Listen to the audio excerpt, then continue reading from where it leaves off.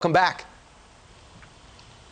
Hey, Brian, it's good to be on with you. All right, now we're going to talk a little bit about what happened 400 years ago, but I also want to talk about what happened about 24 hours ago and Joe Biden beginning to unveil his foreign policy team. I want you to listen to how he describes what it's going to be like. For me, it sounded much like Obama 3. Listen to him.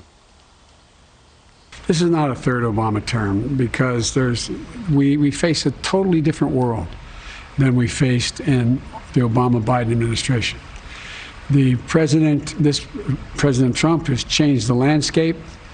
It's become America first, which meant America alone.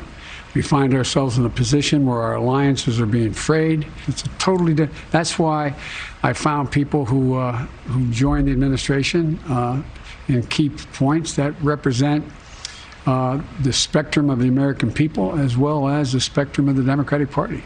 Well, welcome back to Libya. I forgot to have a follow-up plan. Syria, the JV team is not going to be a problem. Iraq, I think it's the perfect time to leave. Afghanistan, I'm sure the ISIS is just going to go away. Is this what we're going to have? Yeah, Brian, you can just look at Barack Obama's memoir, where he says a lot of these people were responsible, for instance, for advising him to go to war in Libya, a war that's now in its 10 years. A 10-year after party that's introduced civil war and slavery and unleashed a flood of migrants into Europe. As you say, look at ISIS. The rise of ISIS happened after Barack Obama rushed us out of Iraq. This is the same group that said that you could never have a separate peace between Israel and Arab nations without resolving the Palestinian question. There's so many peace deals that President Trump has brokered between Israel and Arab nations, it's hard to keep track of them. And that's to say nothing of China. People like Jake Sullivan have said we should be celebrating the rise of China. It was on the watch of so many of these nominees that China literally built islands out of the water in the South China Sea and militarized them, far extending the reach of their missiles and aircraft and their ships. Sounds a lot like the return of the Obama administration's foreign policy, and that foreign policy had disastrous consequences for our nation.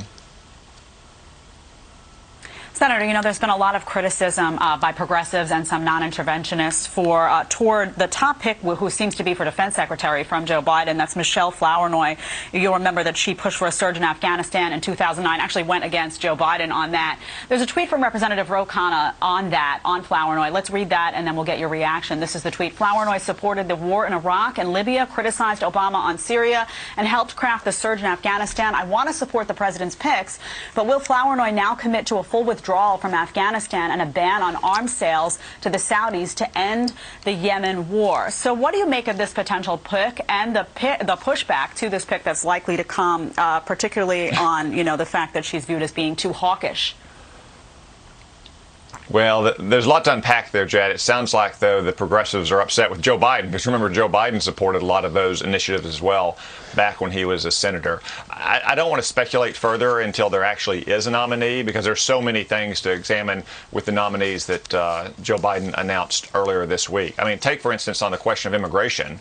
We heard leading into this segment that Joe Biden said last night he's going to submit an amnesty bill for 15 million illegal immigrants in the first 100 days. That's probably going to unleash a surge towards our border of people trying to get in before that bill is introduced.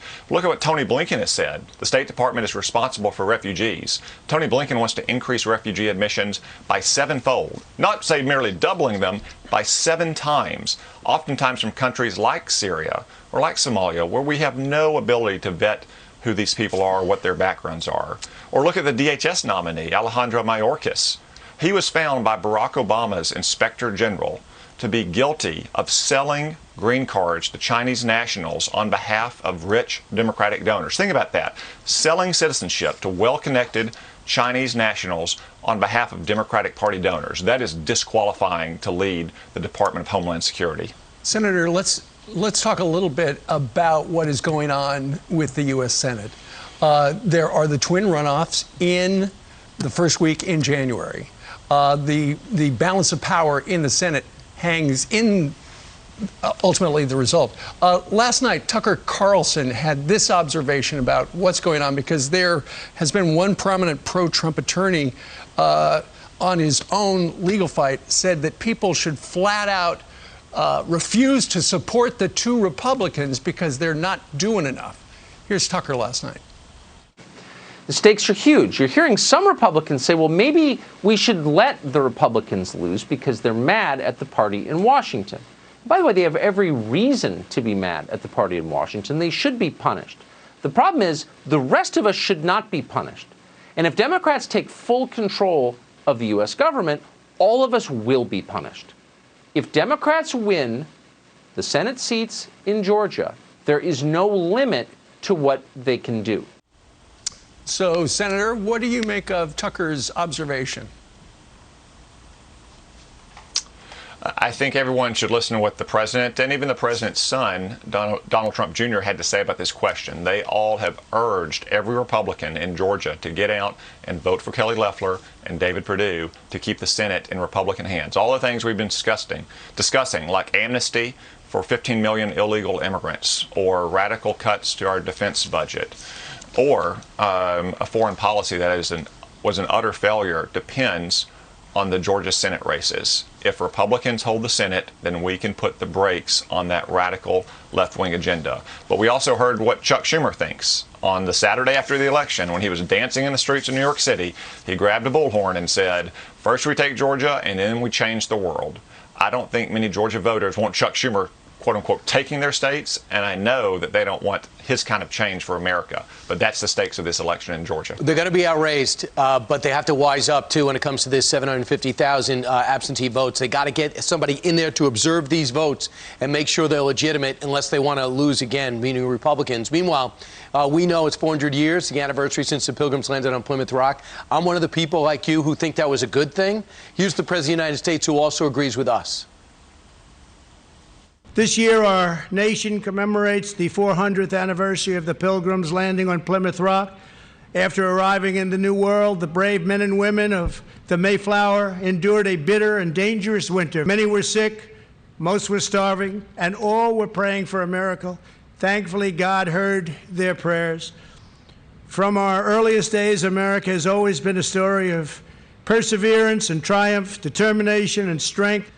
This week, in a time that is very unusual, we've endured and been able to endure with the vaccines now coming out one after another. It's an incredible thing that happened.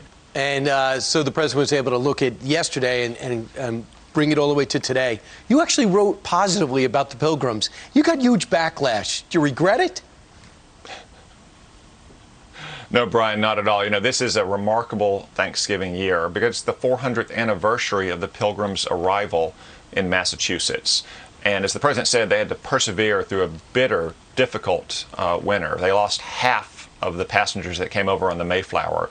But that's the story of America, that kind of perseverance. And in the middle of all of that, they wrote the Mayflower Compact, which has been called by, say, John Quincy Adams, the very first modern Constitution. John Adams helped model the Massachusetts Constitution on it because it has so many of the principles we hold dear: the natural equality of all mankind, the idea that we come from many but we form one, you know, equal representation and equality before the law. That little compact, fewer than 200 words, helped set the stage for so much of what happened in America in the future. So I think all Americans should be proud of our history and our Pilgrim Fathers, and it doesn't really bother me what some radical left-wingers say. I would encourage them all to watch the Brian Kilmeade Thanksgiving special on Fox Nation, which tells his story in very great detail. And Senator, real quick, what's going on? Why are you getting backlash telling the truth about a story that we learned as early as first grade?